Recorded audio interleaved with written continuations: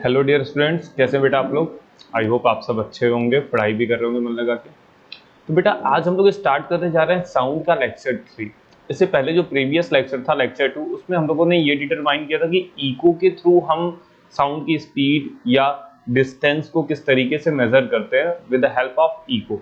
ठीक है बेटा, तो आज हम लोग बात करेंगे साउंड के लेक्चर 3 की, जिसमें हम लोग नेचुरल वाइब्रेशन, फोर्स वाइब्रेशन, इन सारी चीजों के बारे में समझेंगे। ठीक है बेटा, तो आइए सबसे पहले हम बात करते हैं बेटा नेचुरल वाइब्रेशन की। ठीक है, तो ये नेचुरल वाइब्रेशन क्या होता है, इसको थोड़ा सा हम लोग समझने की कोशिश करते हैं। ठीक है, देखिएगा नेचुरल वाइब्रेशन का मतलब मैं आपको एक थोड़ा सा एक आइडिया दूं तो एक इस तरीके का वाइब्रेशन होता है जो कि नेचुरली होता है, और साथ ही साथ इसमें जो एक्सटर्नल फोर्स जो होते हैं बेटा वो इसमें वर्क नहीं करते हैं। यानी कि अगर कोई बॉडी वाइब्रेट कर रही है तो एक्सटर्नल फोर्स वर्क नहीं कर रहे हैं इस पे, देन इट मींस ये बॉडी कंटिन्यू वाइब्रेशन में रहेगी। और एक्सटर्नल फोर्स वर्क नहीं कर रहे हैं तो इसका मतलब ऐसा कुछ तो होगा कि एक्सटर्नल फोर्स नहीं होने के लिए कंडीशन जो होती है बेटा वो वैक्यूम की होती है, और फिर वैक्यूम में साउंड ट्रेवल नहीं करता है। तो प्रैक्टिकली ये एग्जिस्ट तो नहीं करता, लेकिन हमें इसको समझना है। देखिए क्या कह रहा है, the periodic vibration of a body in the absence of any external force on it। Vibration हो रहे हैं बट उस पर कोई भी एक्सटर्नल फोर्स नहीं आ रहा है, are called the natural vibration और फ्री वाइब्रेशन। ठीक है, ध्यान दीजिए क्या कह रहा है, कोई भी पीरियोडिक वाइब्रेशन जो एक्सटर्नल फोर्स के अब्सेंस में हो, यानी कि कोई भी एक्सटर्नल फोर्स उस पर वर्क ना कर रहा हो, उसे हम नेचुरल या फ्री वाइब्रेशन कहते हैं। आगे कह रहा है द पीरियोडिक यानी कि और frequency of vibration depend on the shape and the size of the body. ये बॉडी की शेप और साइज के ऊपर डिपेंड करता है कि उसकी फ्रीक्वेंसी या उसका मोशन कैसा होगा। The time period of the body is called the natural period of the frequency is called its natural frequency. अब ऐसे नेचुरल वाइब्रेशन करने वाली बॉडी का जो टाइम पीरियड होगा वो नेचुरल टाइम पीरियड होगा, और जो फ्रीक्वेंसी होगी वो एक नेचुरल फ्रीक्वेंसी होगी। ठीक है बेटा, लेकिन ये जो नेचुरल वाइब्रेशन होता है, देखिएगा अगर आप नॉर्मली मान लीजिए अगर आप कोई भी बॉडी वाइब्रेशन कर रही है तो ऐसा नहीं है कि वो कॉन्टिन्यूअस वाइब्रेशन करती है, एक टाइम के बाद वो धीरे धीरे स्लो डाउन होती जाती है। ऐसा क्यों होता है, cause of external forces.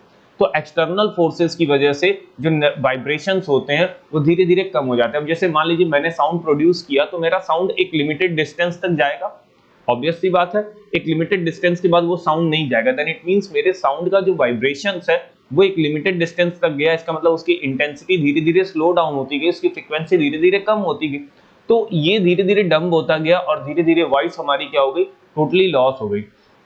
But इसका मतलब इसका ये हुआ कि इस साउंड वेव्स पर यानी कि उसके वाइब्रेशंस पर कुछ एक्सटर्नल फोर्सेस एक्ट कर रहे थे, लेकिन नेचुरल वाइब्रेशन कहता है कि एक्सटर्नल फोर्स एक्ट ना करे।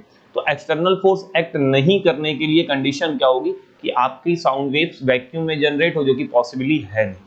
ठीक है, आगे देखते हैं कुछ एग्जांपल्स कह रहा है फ्री वाइब्रेशन के। तो नेचुरल या फ्री वाइब्रेशन के कुछ एग्जांपल अगर हम मान लेते हैं कि ये एक एज्यूम कर रहे हैं कि ठीक है हमारे पास कई सारे वाइब्रेशंस हैं जो कि नेचुरल वाइब्रेशंस के एग्जांपल्स हम बना सकते हैं, तो उनको हम एक एग्जांपल के तौर पे ले रहे हैं। हम ऐसा मान रहे हैं कि इन पर कोई भी एक्सटर्नल फोर्स वर्क नहीं कर रहा है तब। ठीक है, तो देखिएगा कह रहा है एग्जांपल्स ऑफ द नेचुरल और फ्री वाइब्रेशंस। कह रहा है पहला, if A Bob of simple pendulum is displaced slightly from its mean position, it start vibrating with its natural frequency, which is determined by the length L of the pendulum and the acceleration due to gravity G at that place, and the given as frequency is equal to 1 upon 2 pi under root G by L। अगर मान लीजिए जैसे ये एक Bob है, एक simple pendulum है, ये बॉब होता है और ये लेंथ होती है।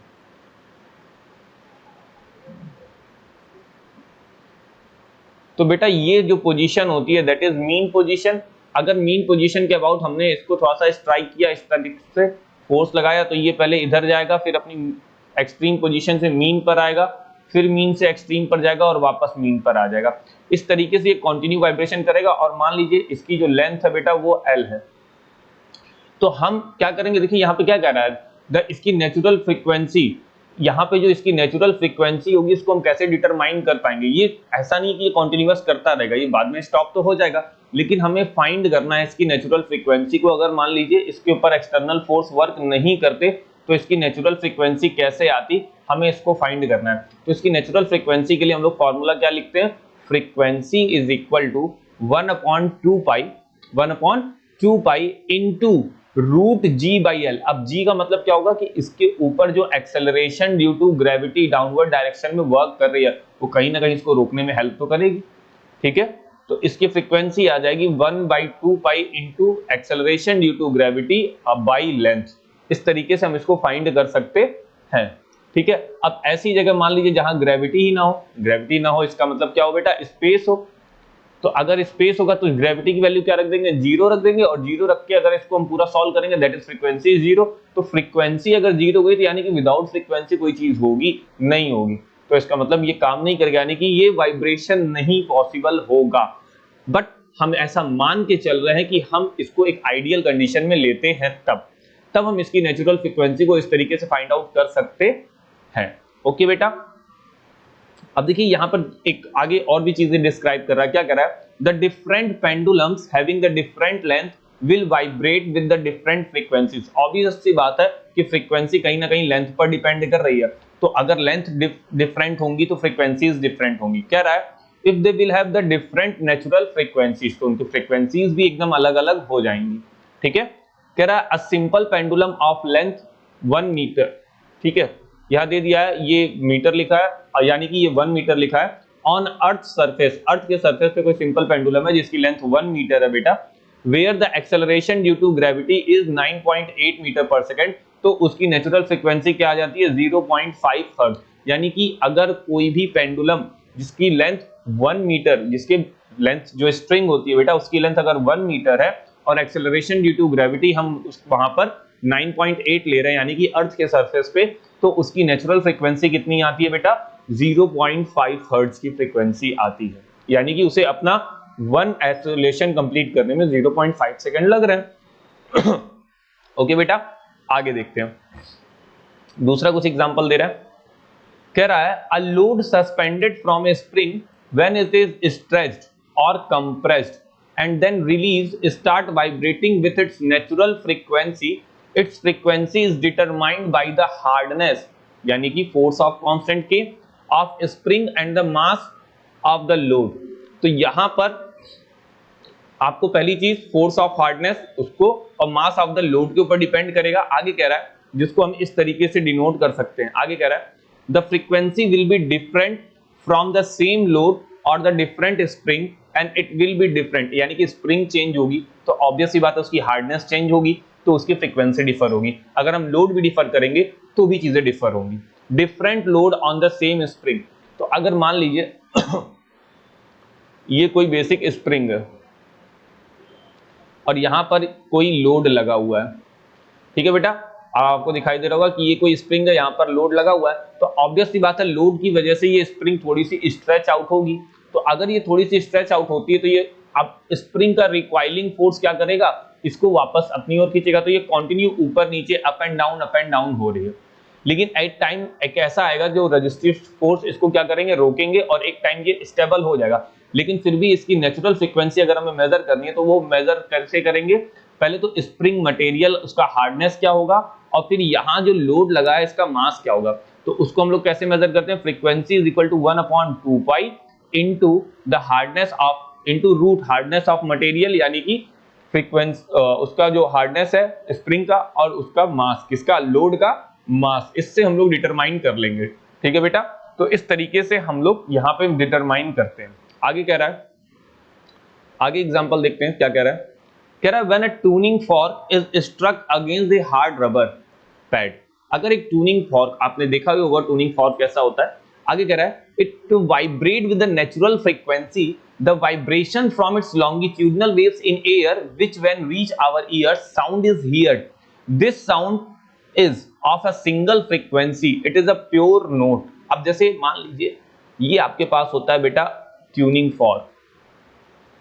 अगर ट्यूनिंग फॉर्क के एक हिस्से को हम रबर से हिट करते हैं तो ऑब्वियस सी बात है ये साउंड को प्रोड्यूस करता है। कैसे करता है? इसमें वाइब्रेशंस जनरेट होते हैं, काफी रैपिडली आगे पीछे मोशन करता है, इस तरीके से आगे पीछे मोशन करता है, और इसकी वजह से दूसरा प्रॉन्ग जो होगा वो भी मोशन करेगा और यहां से वाइब्रेशंस जनरेट होंगे और ये हमारे कानों तक आएंगे।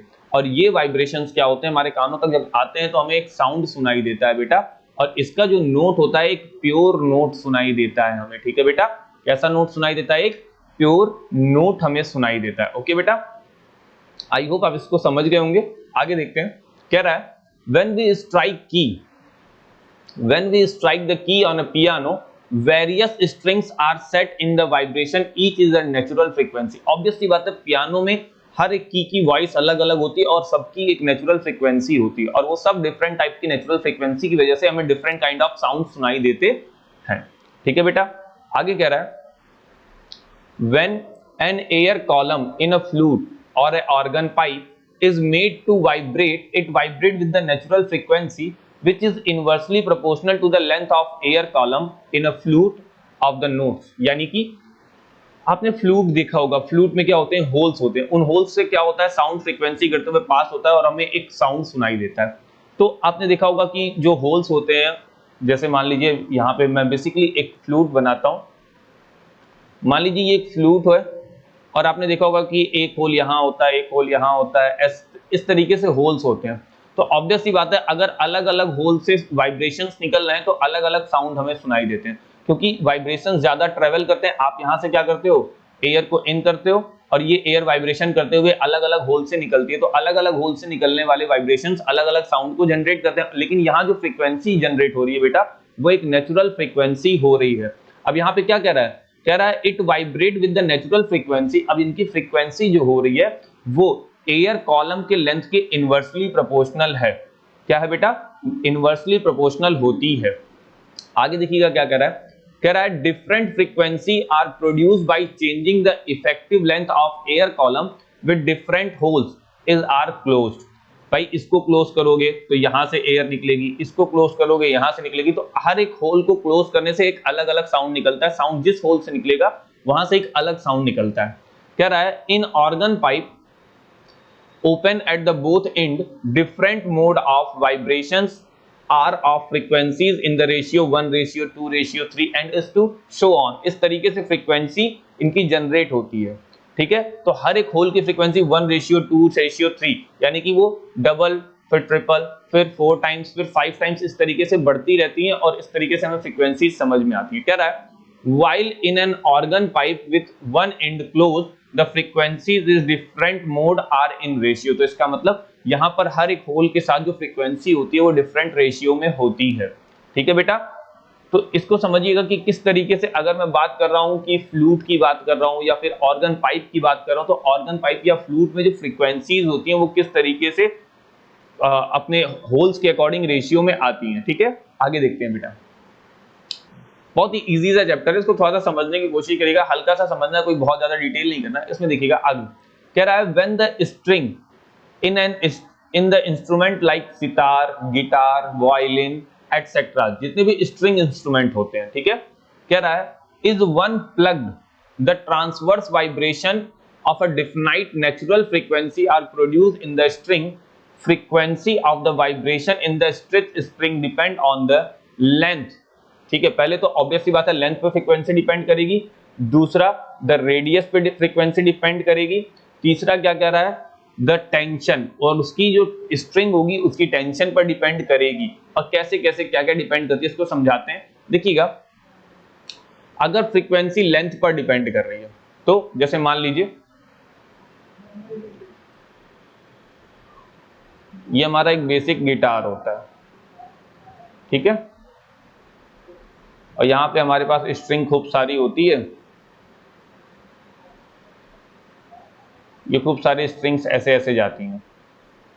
ठीक है बेटा, अब हम इस स्ट्रिंग को क्या करते हैं, हमारे पास एक बेसिक सा इंस्ट्रूमेंट छोटा सा होता है पेनिट्रम, हम पेनिट्रम से स्ट्रिंग को क्या करते हैं प्लग करते हैं, या तो फिर हम अपनी फिंगर से भी प्लग करते हैं। तो पेनिट्रम से हमने गिटार की स्ट्रिंग्स को क्या किया, प्लग किया, तो एक साउंड जनरेट होता है। ऑब्वियस सी बात है हर एक, अब देखिएगा दो चीजें होती हैं, हर एक वायर इसमें अलग अलग होता है। तो आपने देखा होगा कि अगर सितार या गिटार देखेंगे तो हर एक वायर थोड़ा सा, कोई वायर थिन होता है, कोई थोड़ा सा हल्का सा थिक होता है, कोई बहुत ज्यादा थिक होता है। तो ये वायर अलग अलग हार्डनेस के होते हैं।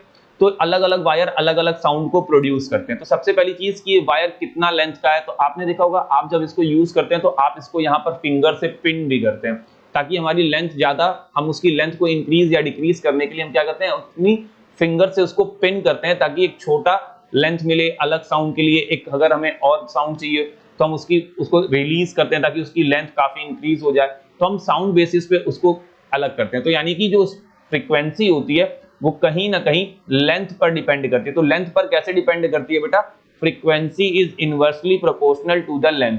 पहली चीज, लेंथ जितनी कम होगी फ्रीक्वेंसी उतनी ज्यादा होगी।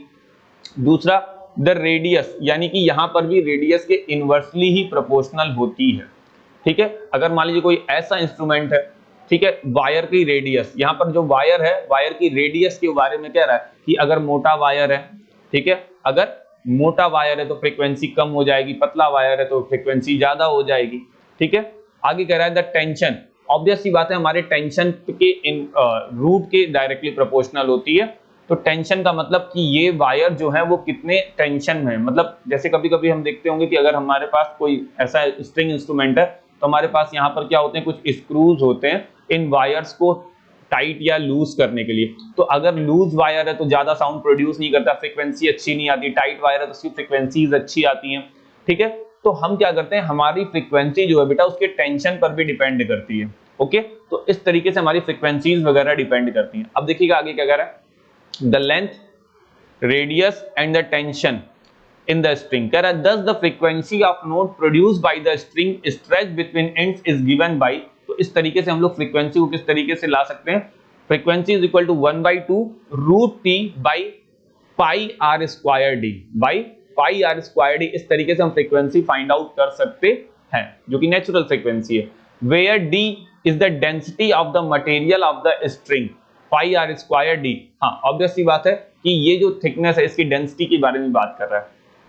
तो pi are square d is equal to m, pi r d square is equal to m. आगे कह रहा है is the mass of unit length of the string, pi are square d का मतलब मास हो गया, जो कि उसकी यूनिट लेंथ का मास होगा। The frequency of the note can be increased, इनकी फ्रीक्वेंसी कैसे इंक्रीज की जा सकती है, by decreasing the length. Obvious सी बात है इनवर्सली प्रोपोर्शनल है तो इसको डिक्रीज कर दो, फ्रीक्वेंसी इंक्रीज हो जाएगी। As of thrusting increasing the length, L of thrusting. आगे कह रहा है बाय डिक्रीजिंग द रेडियस, भाई ये भी इनवर्सली प्रोपोर्शनल है, इसको डिक्रीज कर दो, ये इंक्रीज हो जाएगा। ठीक है, increasing the radius of the thickness of the string and by increasing the tension, अगर टेंशन इंक्रीज करोगे तो फ्रीक्वेंसी क्या होती जाएगी, इंक्रीज होती जाएगी, और टेंशन डिक्रीज करोगे यानी कि लूज करोगे वायर तो फ्रीक्वेंसी डिक्रीज होती जाएगी। तो इस तरीके से यहां पर नेचुरल फ्रीक्वेंसीज जनरेट होती हैं। ओके, आगे देखते हैं। आगे कह रहा है if L is the length of the string stretched between its end, the wavelength of the different mode। अब देखिएगा डिफरेंट मोड में किस तरीके से वेवलेंथ यहाँ नीचे गिवन फिगर में दिया है, ABC में दिया है कि किस रेशियो में आएगा, कैन बी 21/2, 21/3, इस तरीके से दिया है। तो रिस्पेक्टिवली इनका रेशियो जो होगा बेटा वो 3:2:1 होगा। जैसे मान लीजिए अगर मान लीजिए हमारे पास किसी पर्टिकुलर लेंथ की है, तो अगर हमने उसको एकदम बीच से यानी कि 1/2 से, यहां पर हमने क्या किया बेटा 1/2 से इसको प्लग किया, तो ये इस तरीके से हमारी फ्रीक्वेंसी को जनरेट करेगा। ठीक है, अगर मैंने इसको 1/4 से प्लग किया, 1/4 का मतलब ये हाफ था 1/2, अगर मैंने यहां से प्लग किया तो इस तरीके से हमारी फ्रीक्वेंसी डबल हो जाएगी। ठीक है, अगर हमने इसको 1/8 से प्लग किया तो पहले यहां था, ठीक है, फिर हमने ये लिया, दैट इज सॉरी 1/6 से, किससे प्लग किया बेटा 1/6 से प्लग किया यहां पर, तो हमारी फ्रीक्वेंसी 3 टाइम्स हो जाएगी। तो हम अगर इनकी फ्रीक्वेंसीज को देखेंगे तो इनकी फ्रीक्वेंसीज में क्या आ रहा है बेटा 3:2:1, इस तरीके का रेशियो हमारा बनेगा। तो ये डिपेंड करता है कि हम किस लेंथ से इसको प्लग करते हैं, 1/2 से करते हैं, 1/4 से करते हैं, 1/6 से करते हैं, तो इसके अकॉर्डिंग हमारी फ्रीक्वेंसीज बनती जाती है। ओके बेटा, आगे देखते हैं। आगे कह रहा है the displacement time graph for the natural vibration of a body in the ideal condition. तो थोड़ा सा डिस्प्लेसमेंट टाइम ग्राफ को देख लेते हैं। नेचुरल फ्रीक्वेंसीज के लिए एक आइडियल कंडीशन है तो क्या होगा, तो देखिएगा यहां पे बेटा दिखाई दे रहा होगा आपको डिस्प्लेसमेंट दिया है, और देखिए फ्रीक्वेंसी क्या हो रही है हमारी, +a तक जा रही है, फिर -a तक आ रही है, फिर +a तक जा रही है, फिर माइनस ए तक आ रही है, फिर प्लस ए तक जा रही है, यानी कि ये सेम फ्रीक्वेंसी है। बट क्या इस तरीके से साउंड वेव की फ्रीक्वेंसी, ऐसे साउंड वेव्स इस तरीके से ट्रेवल कर पाती हैं कॉन्टिन्यूअस, यानी कि ये एंडलेस है, ये चलता ही जाएगा साउंड, ये साउंड कभी बंद नहीं होगा। तो ऐसा पॉसिबल ही नहीं है कि साउंड की intensity time to time decrease ना करे। क्यों? क्योंकि उस पर रेजिस्टिव फोर्स लगते ही रहते हैं। तो क्या ये कंडीशन आइडियल कंडीशन तो है, बट क्या ये पॉसिबल है? No, this condition is not possible practically. Practically ये कंडीशन बेटा पॉसिबल नहीं हो पाएगी। क्यों? क्योंकि साउंड को एक मीडियम चाहिए होता है ट्रेवल करने के लिए। तो अगर उसके पास मीडियम है तो उसके पास रेजिस्टिव फोर्स भी होंगे, तो उसको डंप करेंगे। तो अगर रेजिस्टिव फोर्स है तो ऑब्वियस सी बात है साउंड टाइम टू टाइम उसकी इंटेंसिटी क्या होती जाएगी बेटा? डिक्रीज होती जाएगी। वो जितना फार ट्रेवल करता जाएगा उसकी इंटेंसिटी उतनी डिक्रीज करती जाएगी। बट यहाँ जो नेचुरल फ्रीक्वेंसी की बात कर रहा है बेटा, इसमें दिखा रहा है कि साउंड के ऊपर कोई भी रेजिस्टिव फोर्स नहीं लग रहे हैं और ये फर्दर ये कॉन्टिन्यूअस क्या कर रही है? ट्रेवल कर रही है, यानी कि साउंड कितनी भी दूर तक ट्रेवल कर सकता है। So this is not practically happened, ये प्रैक्टिकली नहीं हो सकता है। ठीक है बेटा, आगे समझते हैं। आगे कह रहा है damped vibration.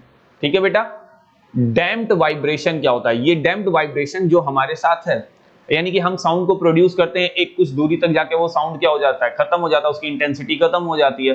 So that type of vibration, हम जो साउंड प्रोड्यूस करें वो एक डैम्प्ड वाइब्रेशन के टर्म में आगे जाता है और फिर खत्म हो जाता है। कह रहा है the periodic vibration of a body of decreasing amplitude in the presence of resistive force.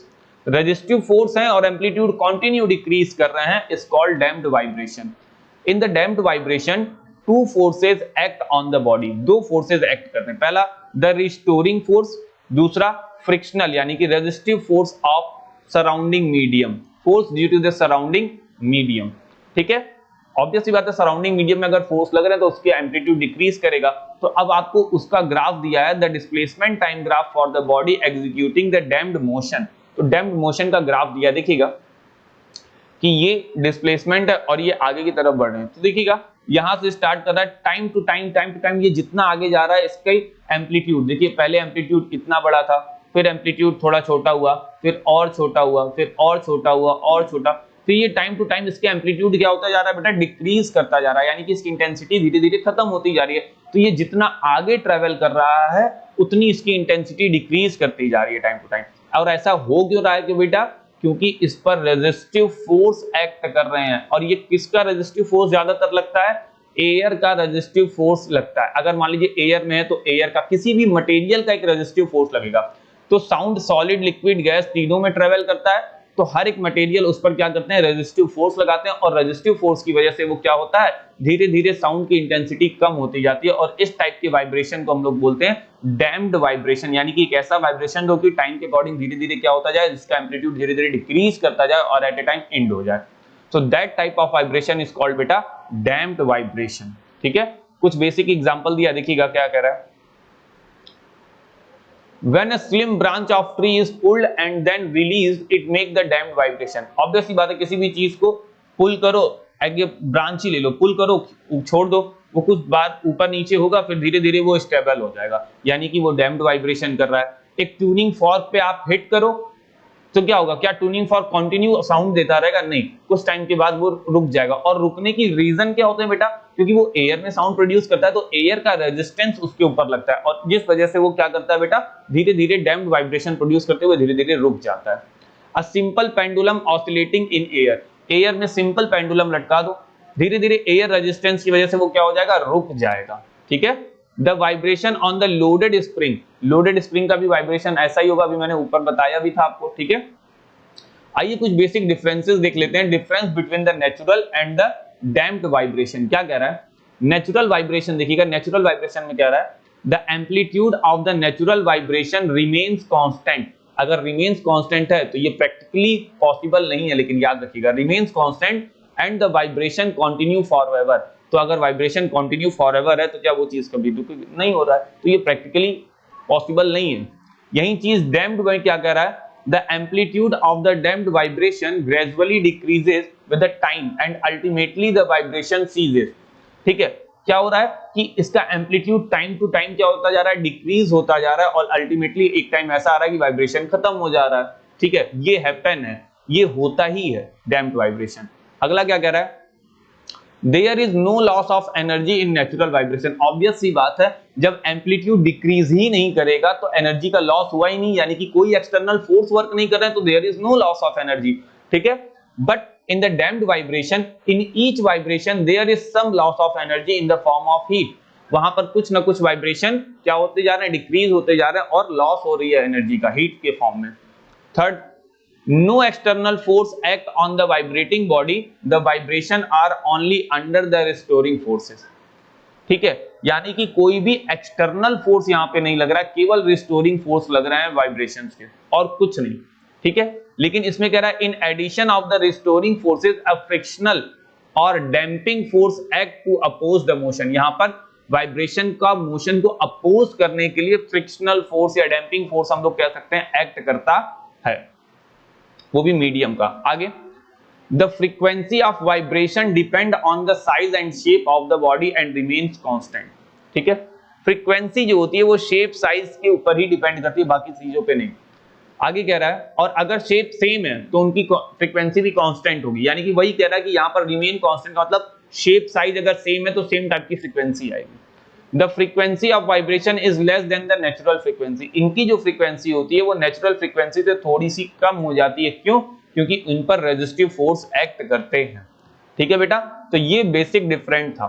ठीक है, तो इसके बाद अभी तो फिलहाल आज के लेक्चर में हम लोगों ने डैम्प्ड वाइब्रेशन और नेचुरल वाइब्रेशन के बारे में देखा। इसके बाद जो नेक्स्ट लेक्चर आएगा बेटा, उसमें हम लोग बात करेंगे फोर्स्ड वाइब्रेशन की। किसकी बात करेंगे बेटा? फोर्स्ड वाइब्रेशन की। तो फिलहाल बेटा आज के लेक्चर में हम लोग इतना ही देखेंगे, नेक्स्ट लेक्चर में हम लोग डिस्कस करेंगे फोर्स्ड वाइब्रेशन और उसके कुछ एग्जांपल्स की। ओके बेटा, बाय बाय।